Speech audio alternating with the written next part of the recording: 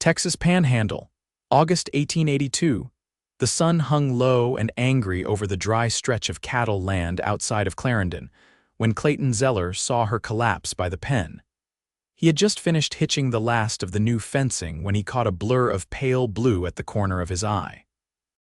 A woman barefoot, clothes dust-streaked, stumbling like her legs had forgotten how to hold her up. Then she dropped hard against the dirt, just outside the gate where the longhorns pressed close. Clayton tossed his hammer and ran. "Ma'am," he called, crouching beside her. "Can you hear me?" Her skin burned to the touch. Her hair stuck to her neck with sweat, and her breath came in short, gasping pulls. She was young, maybe 20, maybe less. Her dress was torn at the hem like she had walked a long way through brush. Her lips moved, but no words came. Clayton swung her up into his arms and carried her into the barn, away from the midday heat. He laid her down on a canvas cot beside the hay bales, then ran for water. She was still out cold when he returned, but her pulse was strong. He soaked a rag and pressed it to her forehead, then offered a few drops of water to her lips. After a minute, her lashes fluttered. "Where?" Her voice cracked. "Where am I?" "You're safe," he said gently. "My name's Clayton Zeller." "You collapsed by my cattle pen." Her gaze drifted to the barn rafters, dazed. I was trying to get to town." Clayton dipped the rag again and wiped her brow. "You were burning up. What happened?" She hesitated, swallowing. "My name's Selene Vaughn." "I was with my brother. We were headed west from Arkansas. He took the horse, left me by a creek 3 days back. Said he'd be back before sundown. He never came." Clayton's jaw tightened. "You walked all the way here in this heat." "I did not have another choice." Her voice was thin, like glass stretched too far. He saw the strain at the corners of her eyes, the way her fingers curled like she was bracing for something worse. "Anyone else with you?" he asked, just to be sure. "No." "Just me now," he nodded once. "Then you stay here until you're strong again. I've got medicine, clean water, a roof. You'll be all right." Her eyes welled up, but she turned her face away. "I do not want to be a burden." "You are not." He meant it. And he did not know why it hit him so hard, watching her try not to cry, but it did. The fever kept her low the rest of that day. Clayton stayed close, checking on her every hour. He brought her broth at sundown, helped her sit up just long enough to sip it. When the coyotes began to howl outside, she startled, and he sat beside her cot. "They do not come close," he said. "The dogs keep 'em back." "Thank you." Her voice was quieter now. "For everything," he met her eyes. "You would have done the same." She looked down at her hands. "Maybe. I do not know any more." The next morning, the fever broke. Clayton was outside hauling water when he saw her standing at the barn door, holding the wall for support. Her hair was still damp from sleep, but her eyes were clearer. "You should be resting," he said. "I have rested more than I ever have in my life," she replied, a flicker of humor behind the rasp in her voice. He set down the buckets. "How do you feel?" "Like I got trampled by a whole herd," she said, "but I am still standing." "Let's keep it that way." He offered an arm. "Come sit a while." She took it. Her hand trembled in his, but she held on. They sat under the lean-to beside the barn, where shade stretched long across the dry ground. Clayton passed her a cup of water, then leaned back against a post. "Where were you headed before you got stranded?" he asked. "New Mexico. Thought maybe I could find work in Las Vegas or Santa Fe. I read and write. I figured someone might need that." "Likely they would," he said. "There's not many with those skills out there." She looked down at her cup. "I thought I would have my brother with me." "But he has always been good at disappearing." Clayton watched her for a moment. "You still got anyone else out east?" "No, parents died last winter. My brother and I were all each other had left." He nodded slowly. "Then maybe it is time you stop waiting on him." She turned her head, met his eyes. "Maybe." That night, he made her a real supper: beans, cornbread, and fried salt pork. She ate like she had not tasted real food in weeks.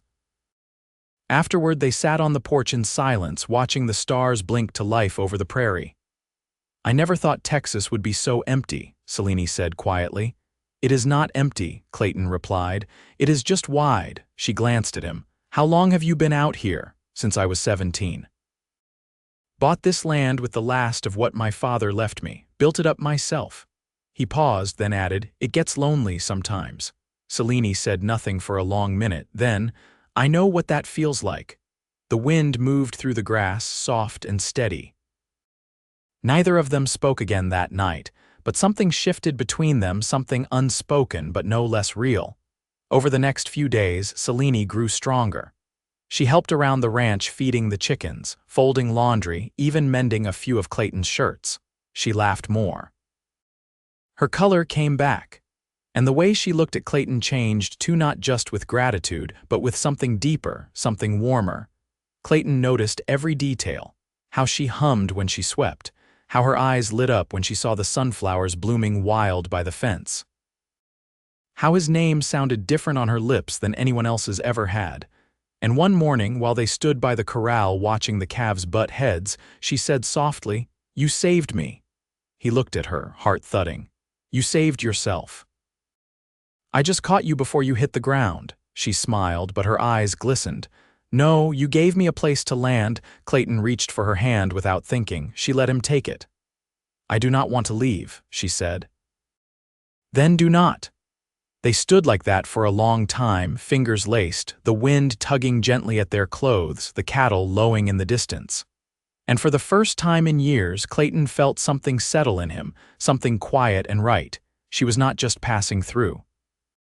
She was his missing half. By the third week, the rhythm of life on the ranch had changed. Clayton hadn't spoken it aloud, and neither had Selene, but her presence had settled into the quiet corners of his days like it had always belonged. That morning, she sat on the porch steps, sewing a new button onto one of his undershirts, her legs tucked beneath her. The sun hadn't yet climbed past the cottonwoods, and the air still held the cool hush of early light. Clayton came from the barn with a bridle over his shoulder, pausing when he saw her working with her needle and thread, her brow bent in concentration. "You ever ride?" he asked, hitching the leather strap over the porch post. She looked up, shielding her eyes. "I've been on a horse, but never alone. My brother used to say I held the reins like I was asking permission." Clayton tilted his head. "You want to learn proper?" She studied him a moment, the corner of her mouth lifting. "I think I do." They took his gentlest mare, a chestnut with a white blaze, out behind the house where the land dipped into a dry creek and rose again in soft hills. Clayton showed her how to sit deeper in the saddle, how to keep her heels low and her hands steady. Her skirt caught the breeze as they circled the low pasture, the fabric fluttering against the mare's flanks. "You're leaning too far forward," he called, walking alongside. "Let the horse do the work." She pulled upright, cheeks flushed. "I didn't think it'd feel like this." "Like flying slowly." He smiled just once. "That's the best kind of flying." They spent the better part of the morning there, and when they returned, she walked the mare back to the trough herself, brushing her down with long, sure strokes. Clayton watched from the porch, arms crossed as he leaned against the post. "She trusts you already," he said. Selene tucked a loose strand of hair behind her ear. "I think I needed her too." That evening, rain rolled in from the west. It started with wind low and steady, then thickened into a curtain of water that swept across the land with a smell like iron and sage. Clayton pulled the shutters closed and checked the roofline, while Selene gathered a few candles and lit the stove. As the rain drummed heavy on the tin, they sat at the kitchen table with a pot of coffee between them. Selene traced the rim of her mug with her finger, listening to the storm. "I used to love storms when I was little," she murmured. "My father would let us all sleep in the parlor when the thunder came, said it was a good time to remember you weren't in charge of anything bigger than your own temper." Clayton let out a quiet breath through his nose. "That's about the truth of it." She looked up. "What about you?" "What did your father teach you?" He leaned back, arms folded. "Mostly how to keep a fence mended and your word kept. He didn't believe in much else." "Sounds like he raised someone solid." Clayton shrugged. "He raised someone who don't walk away from what matters." Their eyes met across the table. The lantern light softened the planes of her face, and there was something still and open in her expression, like she wasn't afraid of being seen anymore. After a long pause, she asked, "Why haven't you ever left here?" He thought on that. "I had the chance once, right after the war. A man I knew was headed for Colorado, said there was work in silver. I packed a bag, even saddled up. But I got as far as the edge of this land and turned back. Why? I reckon I'd already put too much of myself into this dirt. It felt like leaving would be giving up something I hadn't finished." She nodded slowly. "I know that feeling." The rain softened near midnight and the wind calmed. They stood by the door a while, just listening. Selene leaned her shoulder against the frame, bare feet on the cool floor. Clayton stood beside her, arms at his sides, close enough to feel the heat of her skin. "You miss the road?" he asked. "No," she said. "I miss who I thought I'd be by the time I got off it, but not the road itself." "You're not who you were when you got here," she turned toward him. "Neither are you." He reached up, slow, and brushed a drop of rainwater from her hair. She didn't flinch. She only looked at him like she'd been waiting her whole life to be touched that gently. When he kissed her, it wasn't sudden. It was quiet, like all the days that had led to it. Her hands came to his chest, fingers curling in the fabric of his shirt, and for a moment the storm outside was nothing but a memory behind glass. Later, they sat on the porch again, wrapped in a wool blanket, shoulders pressed together. The night was cool, the kind that made every breath feel deeper. Selene rested her head against his shoulder. "I don't want to go west anymore." Clayton closed his eyes. "Then don't. I want to build something real. Something that doesn't blow away with the wind." He looked down at her, heart steady. "Then let's build it, right here." She didn't answer with words. She only took his hand in hers, slid her fingers between his like they'd always known the shape.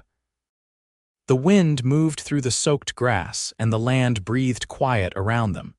Neither of them let go. By early September, the cottonwoods along the creek had begun to yellow, and the air carried a scent of dry leaves and distant firewood. The land was shifting quietly toward autumn, and with it came a new steadiness between Clayton and Selene, unspoken but understood. She had taken to rising early to help him with the morning rounds, tying her hair back in a kerchief and walking beside him through the brittle grass, her steps more certain with each passing day. One afternoon, as the sun slid low and the sky bruised along the edges, Clayton returned from the eastern fence line with a gash across his forearm where barbed wire had caught him. He stepped into the kitchen, blood trailing down to his wrist. Selene looked up from the table where she was cutting apples.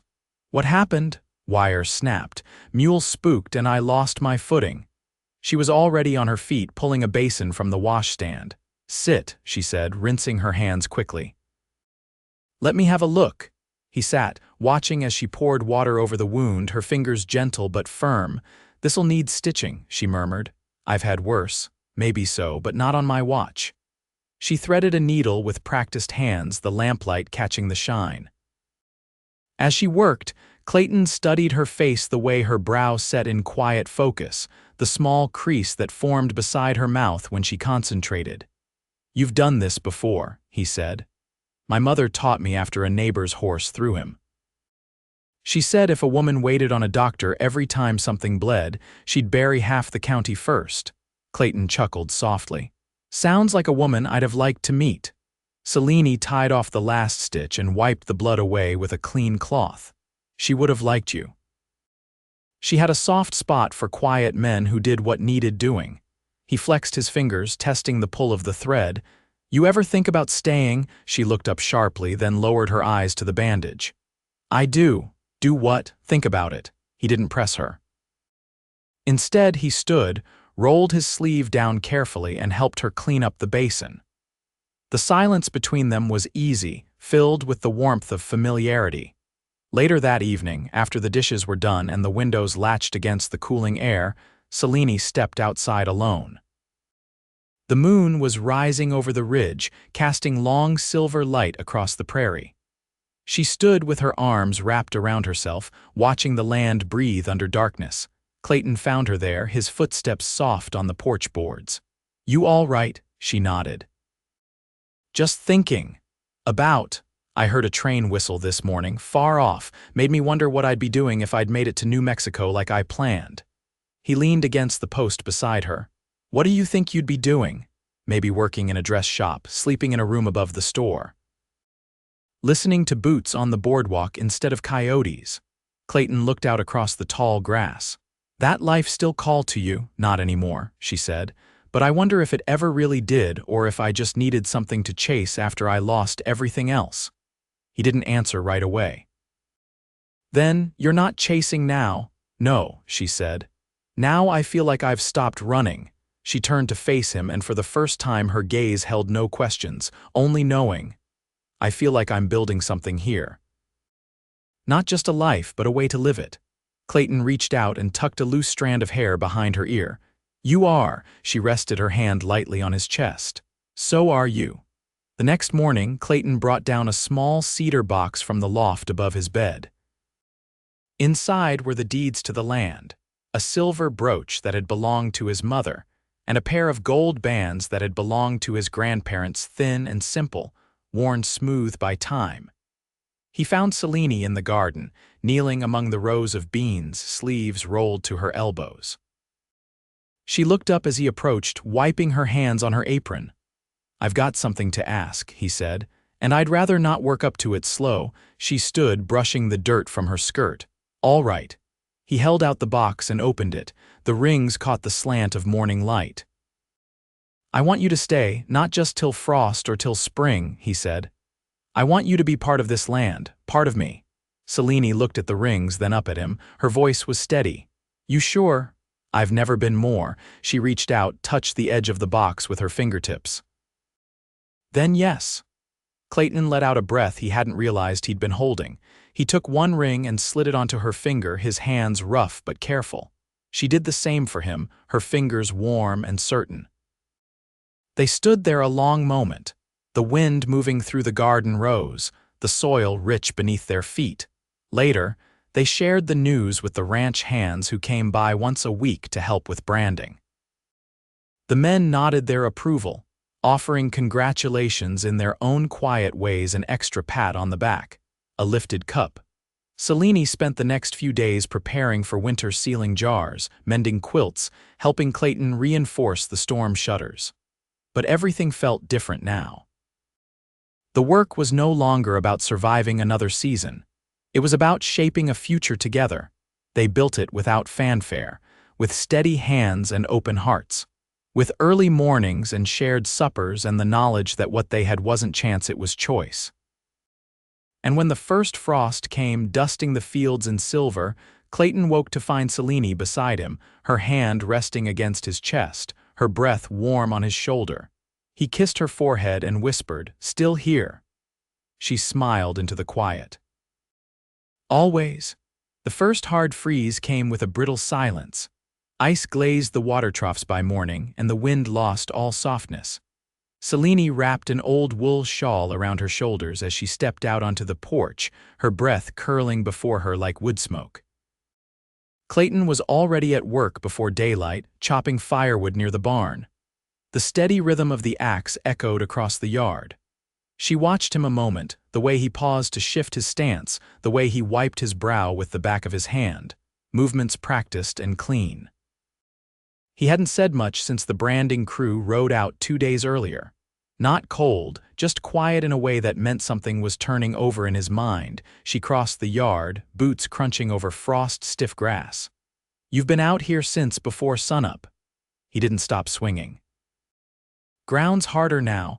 I want the root cellar ready before the real cold sets in. Selene folded her arms.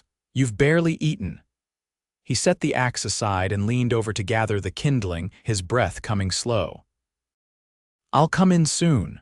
She waited until he looked at her, then said, It's all right to sit still now and again. His eyes softened. I know, I get to thinking and work's the only thing that makes it quiet. Selene tilted her head. What are you thinking on? Clayton hesitated, then straightened up, glancing toward the northern fence line. There's a parcel of land that butts against ours. Belongs to a widow named Havers. Her boys moved east last spring and left her out there alone. She's been talking about selling. Selene followed his gaze. You want to buy it.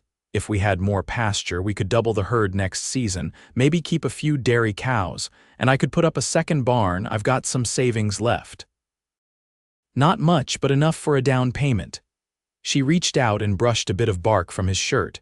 You want to do this for the ranch or for us? Clayton met her eyes. For us. I've never thought past winter before, but now I think about spring. I think about what it'd mean to grow something we don't have to run from. She slid her hand into his. Then let's go talk to her. They rode out that afternoon with the mare and the gelding, the sun sharp in the cloudless sky. Widow Havers lived in a squat sod house tucked between two ridges, her chimney leaning slightly east. She met them at the fence with a rifle slung over her shoulder and a face carved deep with wind and age. You come for the land? She asked without preamble. Clayton tipped his hat. If you're still of a mind to sell. She looked between them, squinting. I'll tell you plain, I don't want coin, I want trade. My knees won't carry me through another winter alone. You offer a warm room and meals, I'll sign over the deed. Selene glanced at Clayton. You'd come live with us. I wouldn't be trouble. I've got my own bedding and I don't snore, but I won't die out here in a storm like a forgotten dog. Clayton nodded. We got room. The widow spat into the dust. Then it's yours. They rode back with the deed rolled into Selene's satchel, the wind picking up behind them. That night, Clayton cleared the spare room, bringing in a cot from the barn loft and setting it up with fresh linens.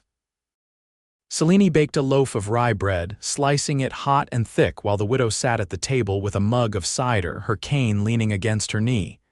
You two married proper? She asked, tearing off a piece of crust. Selene glanced at Clayton. We are, the widow chewed slowly.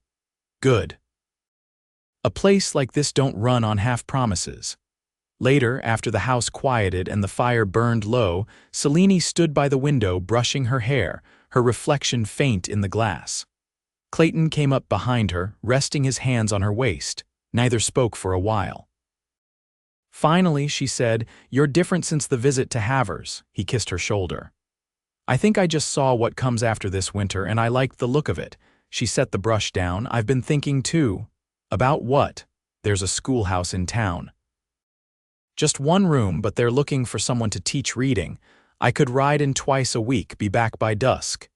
He turned her gently to face him. You want to do that? I want to matter here. Not just on this land, but in the town too. Clayton nodded. Then you should. They stood like that for a long time, the hush between them full of all the things they hadn't needed to say. Outside, the wind pressed against the walls, but inside, the warmth held steady. By the end of the week, the widow's chest had eased from the damp, and the cellar was stocked to the beams. Selene took her first ride into town, bundled in a wool coat, a slate board tucked into her satchel beside the deed. When she returned at dusk, cheeks flushed from the wind, Clayton met her at the gate. She touched his arm, eyes bright. They've got 23 children and only 15 seats, but I read them a page from the good book and every one of them sat still. He smiled. They'll learn faster with you there. She leaned into him, her voice low.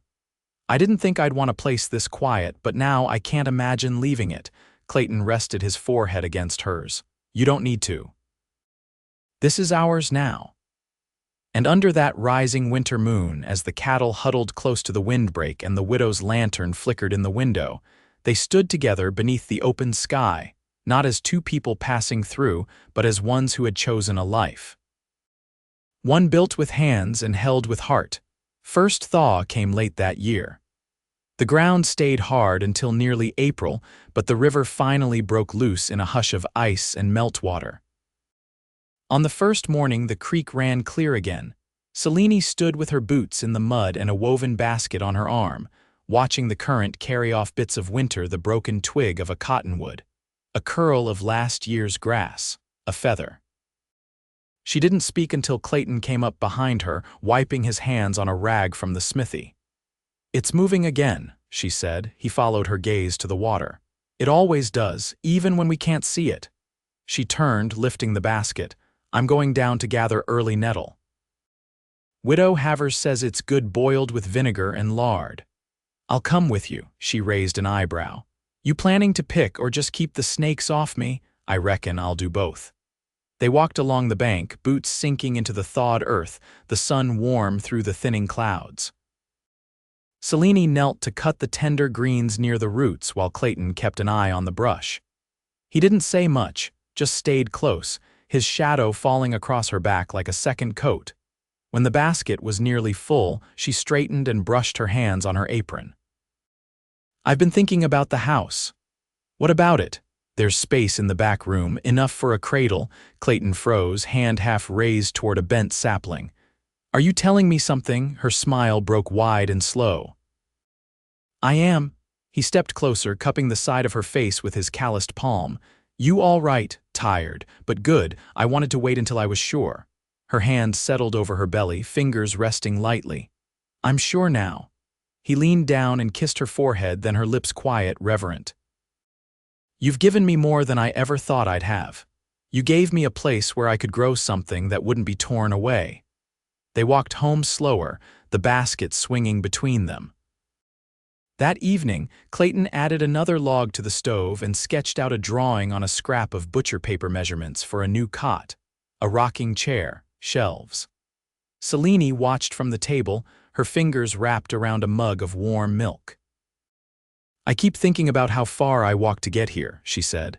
How every step felt like the last one I could take. And now I want to walk forward. Widow Havers came in from the barn with a bundle of dry kindling in her arms. You two better start thinking about names, she said. No child should have to wait for a name once they've drawn breath. Selene looked toward Clayton. I have my mother's name. I think I'd like to pass it on if it's a girl, he nodded. And if it's a boy, we'll find something that fits him when we see his eyes.